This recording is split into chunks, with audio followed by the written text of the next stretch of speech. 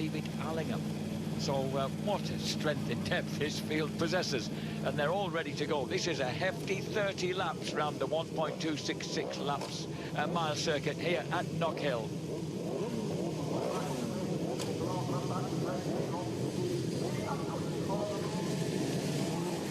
Lots of adjustment going on here on the James Ellison, trying to find the right bit of white line to get behind on the Smiths Racing BMW. He's on row 5. Javi Forrest said the main thing is to get a good start here, so perhaps he can hold on to his place as he goes. Oh, but Danny Buchan gets a beauty, and look at that tiny little Taron McKenzie from the inside of the front row. Storms ahead of the Honda and the Kawasaki.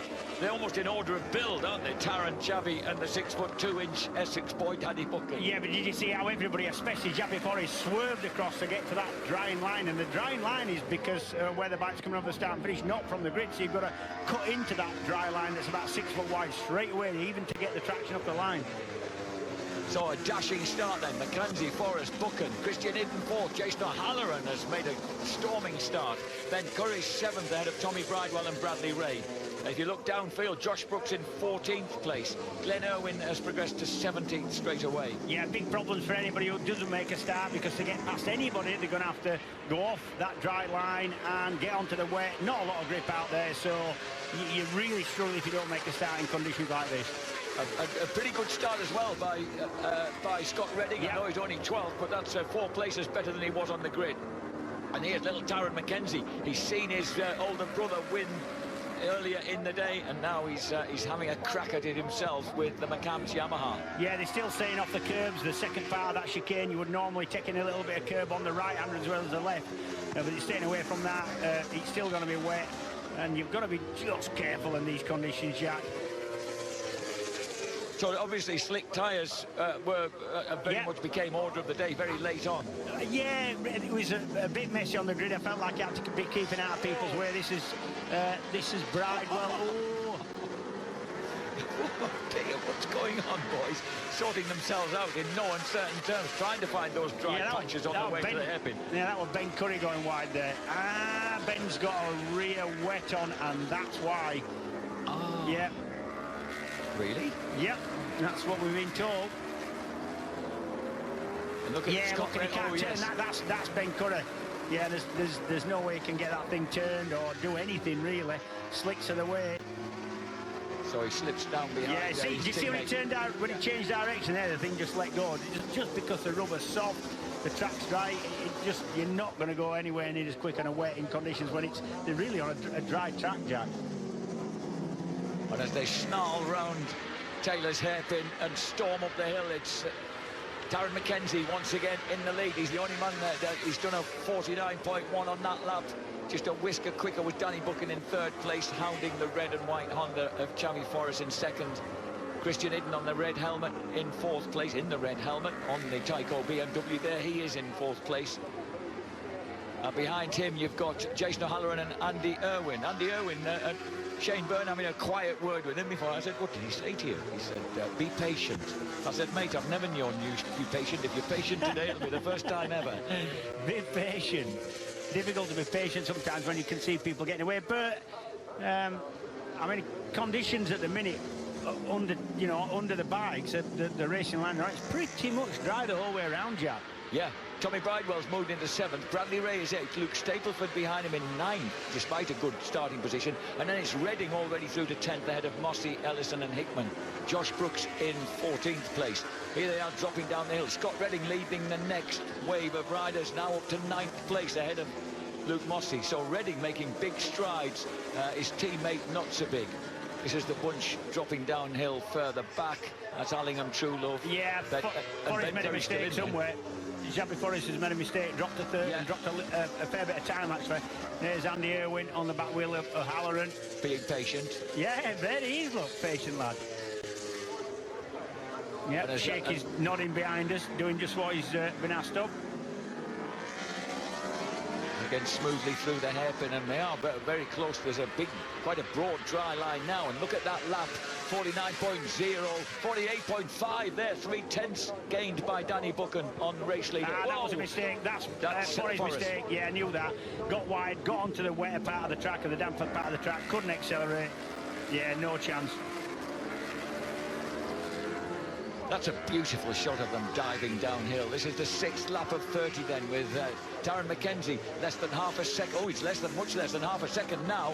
And that is a real battle on for the lead. Danny Buchan on the FS3 Racing Kawasaki, very confident here, took a pair of 3rd places last year, his best results of the year. Yeah, likes his place. He's found some form this year, as Danny. I mean, last year, unlucky not to finish in the showdown. I thought he finished 7th, best of the rest, if you like.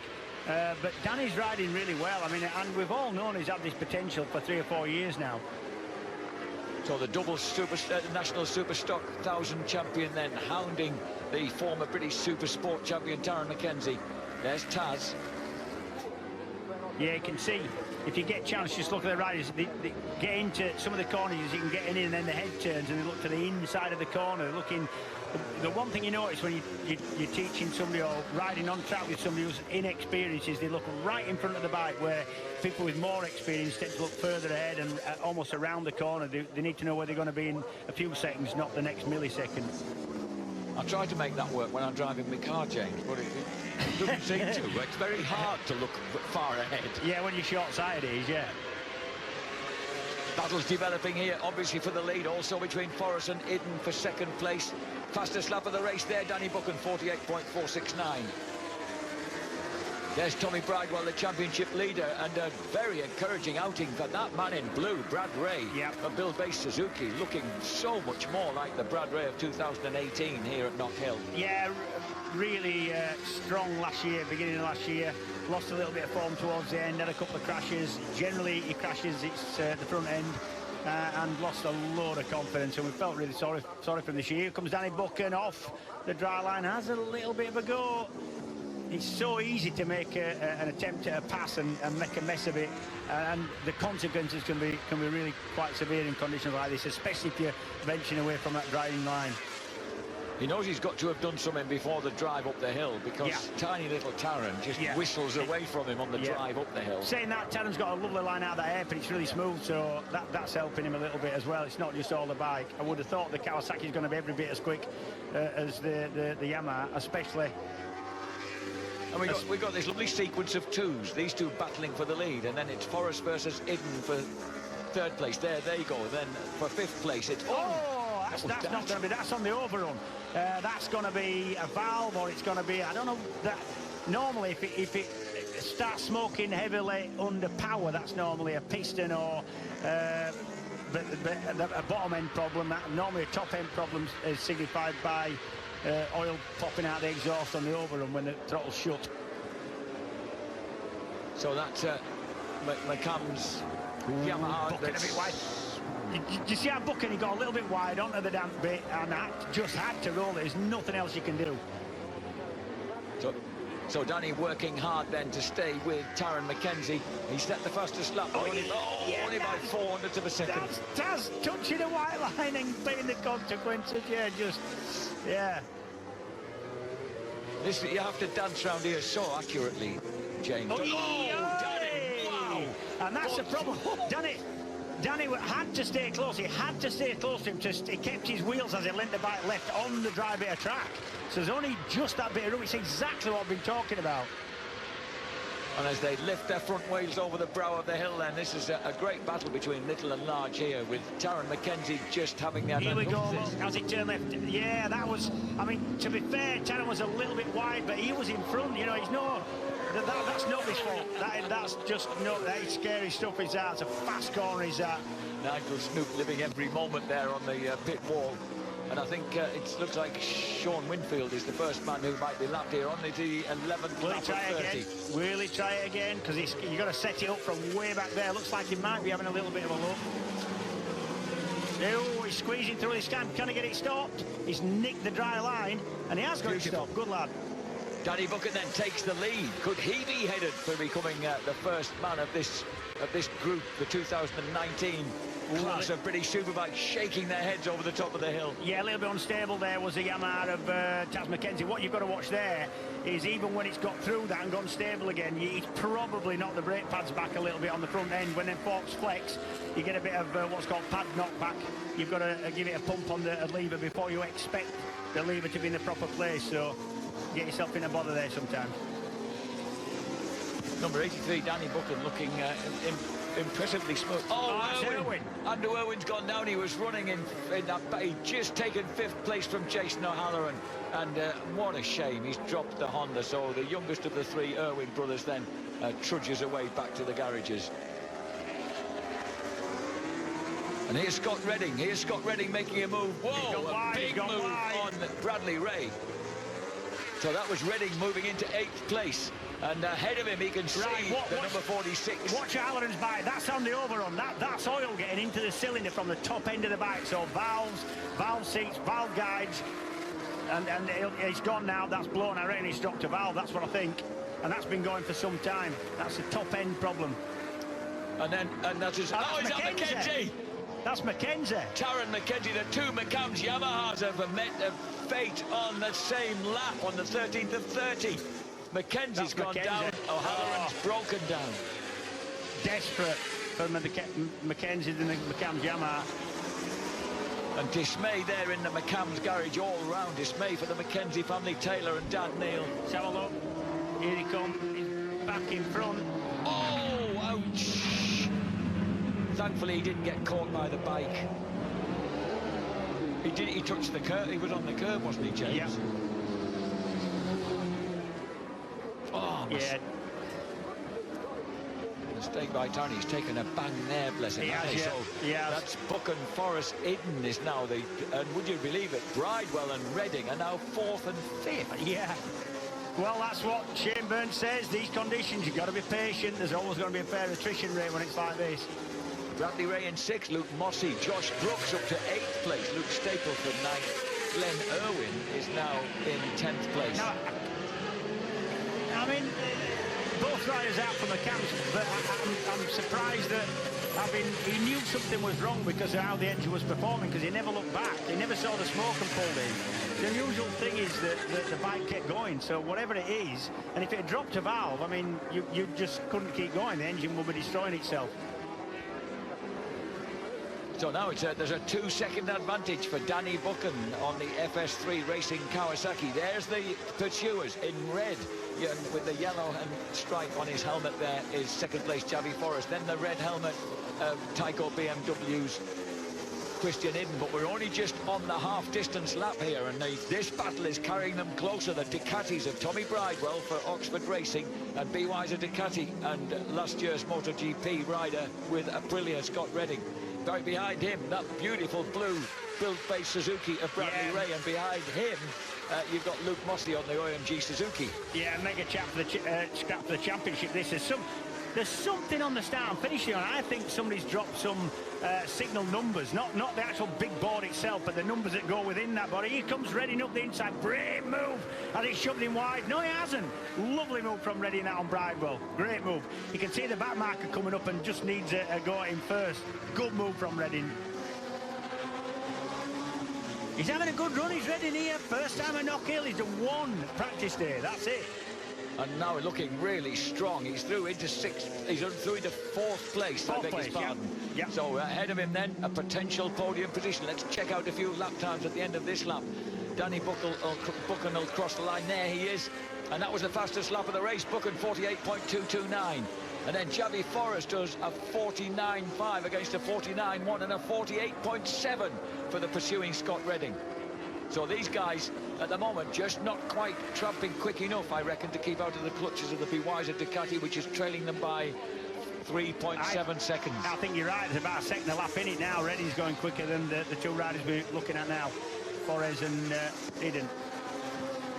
So a high drama here at Knockhill. If you look back downfield, Dan Linford has come through to 15th place, having started in pit lane on the Santander Tag Racing Yamaha. Yeah, I actually think Dan Linfoot could have featured in this race fairly near the front, because he's good in any condition, but he loves these kind of oddball conditions. And if he'd had the right tyres, and I think you'd have seen him somewhere top 5 maybe.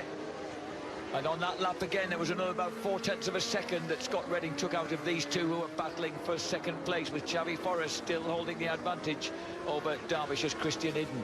Yeah, they have moved on a little bit though now. Forrest and Iden now going a little bit quicker. There's Josh Brooks, he's running in 8th. Just getting hooked up behind Dean Hipwell.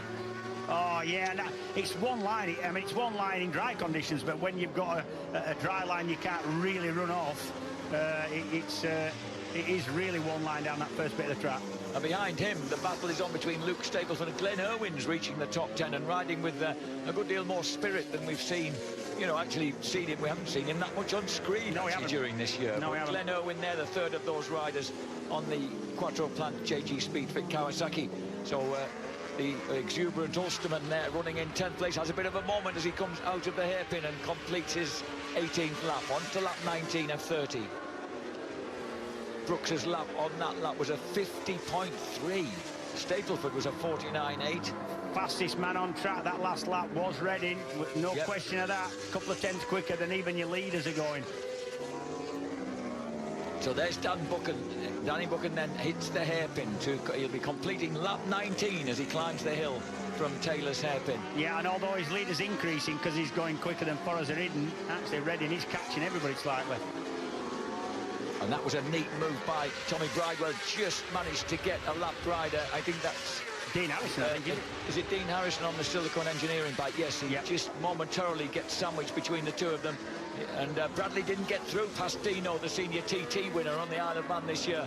So that will cost him valuable time over this guy, Tommy Bridewell, the current championship leader. Oh, and a wave of the hand. It's not often you see a bit of exasperation from the laid-back Bradley Ray, but the youngster just shows his displeasure at that moment. He won't get any change off of Dino, I know that. No. Bradford lad. So on the 20th lap of 30 then, 2/3 race distance complete, and it's a stunner here with, at the moment, Danny Buchan has what looks a good 4.8 second advantage, but it's all the time by tenths of a second. Things are changing behind him. Xavi Forrest crosses the line. 48.8 for Iden, 48.9 for Redding on that lap. And then these guys, Bridewell, 48.7. Yeah, I think Redding's had traffic, you know. I think that's what's held him up. I think he's had a bit because he's capable of going a little bit quicker than that. We've seen that already. Danny Buchan looking very smooth. Remember, Danny Buchan's not only never won here, he's never won a British Superbike race. There's the second and third place men just at the top of his screen. You glimpse Scott Redding on the BY's Ducati. Yeah, there is one more championship man out there. That is Matt Truelove. So, hang on. Claudio Corti. That's Claudio Corti, and Shorts has fallen off the WD-40 Kawasaki. He was running in 13th place just behind James Ellison.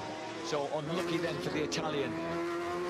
Let's have a look. Just folded the front. Yeah, strange one. Yeah, I've seen it happen before, but it's quite unusual crash that. More normally, you'd fall off in the corner he ended up at. And not a lot of damage to the bike, because he didn't actually hit anything. Digging his knee in there, trying to pick it back up, smoke off the front tyre. At this point, he's decided it isn't coming back, and he's got to save himself a little bit. And just let go and get all your digits out of the way, and you fuck from under the bike.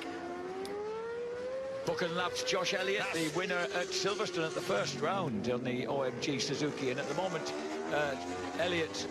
Yeah, what you've got to remember, Jack, though, is it was such a mess on the grid. Nobody really knows who's got what tyres on. We know Buchan's got slicks on, which are ideal for these, or the best choice for these conditions.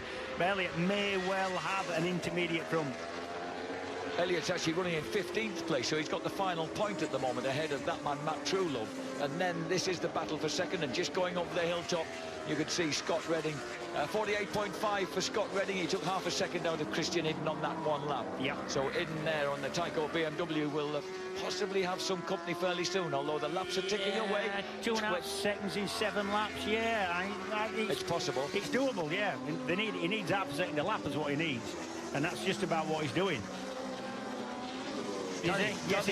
Danny Buchan impressively consistent at the front. We know he used to like to lead from the front in the National Superstock 1000 Championship, but and then here he is doing the same thing. Matt Truelove about to get lap. Yeah.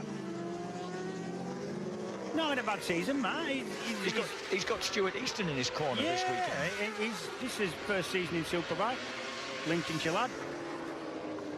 And he probably doesn't know that right in behind him there is number 21, Christian Iden, and there's nothing that Iden can do about this.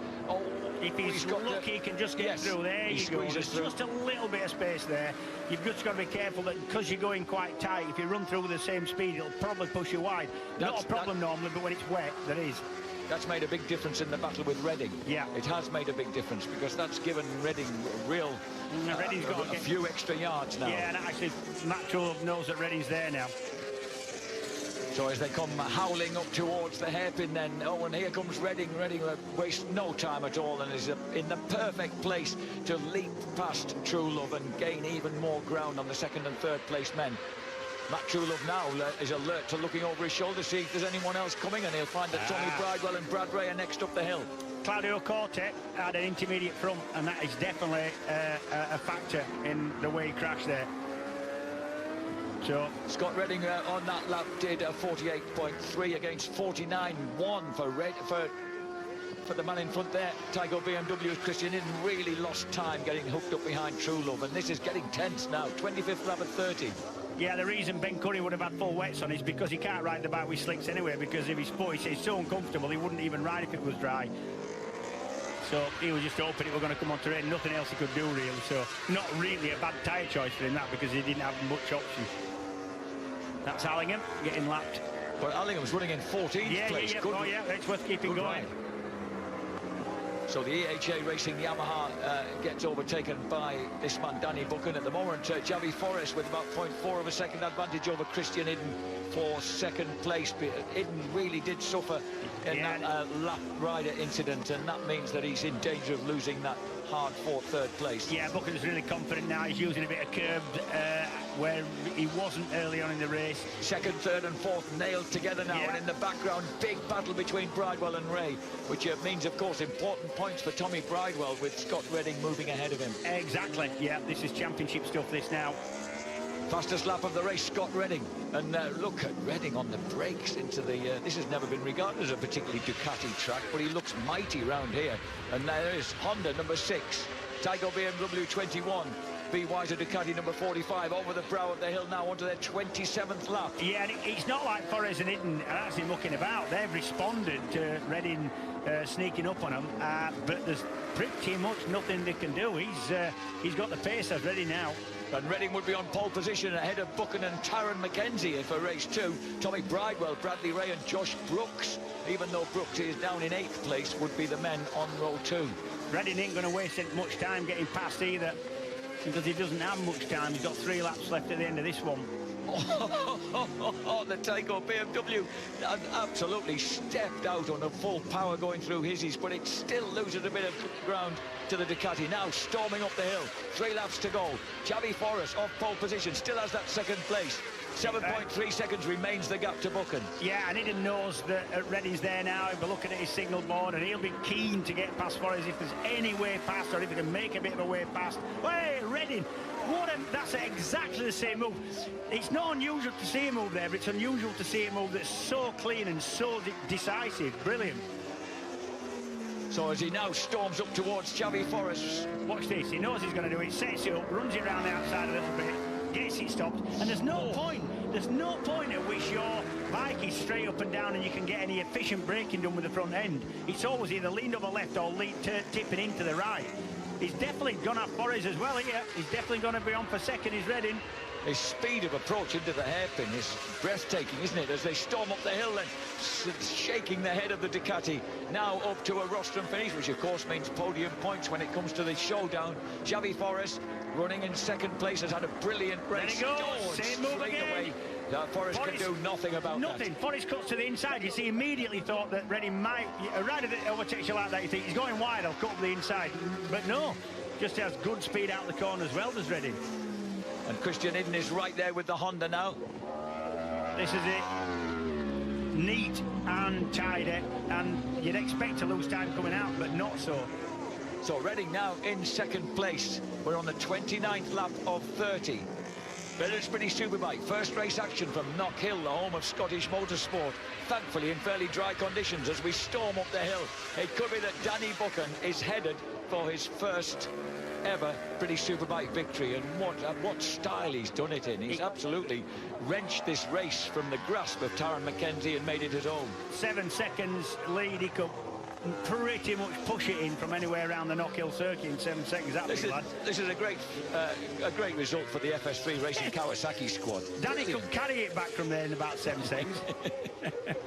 So Danny Buchan then, really believe, is going to end up the 25-year-old from Burnham-on-Crouch in Essex is finally going to gain a victory in the Bennett's British Superbike Championship, his first win of his career, surely not the last. What a result for Buchan. He crosses the line to take the checkered flag. Behind him on the charge up the hill, it's going to be Scott Redding. Xavi Forrest hands on in front of Christian Hidden. Fourth place and fifth for Bridewell, just for Tommy Bridewell. An absolute elation for the FS3 Kawasaki squad, for Nigel, for Dave, for the whole lot of the guys, for Matt Llewellyn. Yeah. What a great result for them. Yeah, a great result, a lot of pressure, conditions where you could have so easily made a small mistake and been upside down very quickly. And Redding, what a ride that was. Oh, great result for all those guys who ran in that top half dozen. Not forgetting Mossy in 7th, Brooks in 8th, Stapleford in 9th, just across the line ahead of Glenn Irwin in 10th. And enormous applause from the Scottish fans, whatever the weather. They're a kind of makeshift grandstands there. What's he pointing to his book for? There's the grandstand on the outside of Clark's, and then the always packed grandstand on the outside of the hairpin. Tyco BMW guys, of course, will be slightly disappointed. That was a terrific effort by Iden that ended up just missing a rostrum place. Yeah, I still think they'll be reasonably pleased. No damage to fix, not from Iden anyway. The crowd there applauding the efforts of these riders as they come in. Have you been down and watched the hairpin? Just if you watch that live down there, they look to be coming into the hairpins. It's so fast. Yeah. And actually, when you're riding, you know, if something goes wrong, you realise what kind of speed you are scrubbing off. And if you come to the point where you can't scrub it off anymore, you've lost it, or something happens, you ain't half going quick. They are fast accidents there on the entrance. They tend to be, even though it's an hairpin, yeah. Well, the fact is that you're kind of topping out at about 155 miles an hour, aren't you, before you down hit to 25, yeah. So, Danny Buchan then takes a historic race win for FS3 Racing Kawasaki, their first victory in the Bennett's British Superbike Championship, having already tasted some glory in Superstock Thau. Scott Redding absolutely plasters the field on the BYZ Ducati ahead of Xavi Forrest. Iden in 4th, Bridewell a vital 5th ahead of Bradley Ray, with Luke Mossy 7th, Josh Brooks in 8th, Luke Stapleford 9th, and Glenn Irwin in 10th place. 11th goes to Peter Hickman, getting the better of his teammate James Ellison. Dan Linfoot comes from pit lane to 13th. Gets the better of David Allingham, with a final point going to OMG Racing Suzuki's Josh Elliott, and missing out on the points, True Love Harrison. Corty, of course, went down, having made the mistake of running that intermediate front tyre. And that was race 1 of British Superbikes. Where does it leave the championship standings? Let's check them out. Tommy Bridewell was your championship leader by 14 points before the race. He maintains that advantage by a slender 5 points over Scott Redding. Josh Brooks is in 3rd place. Danny Buchan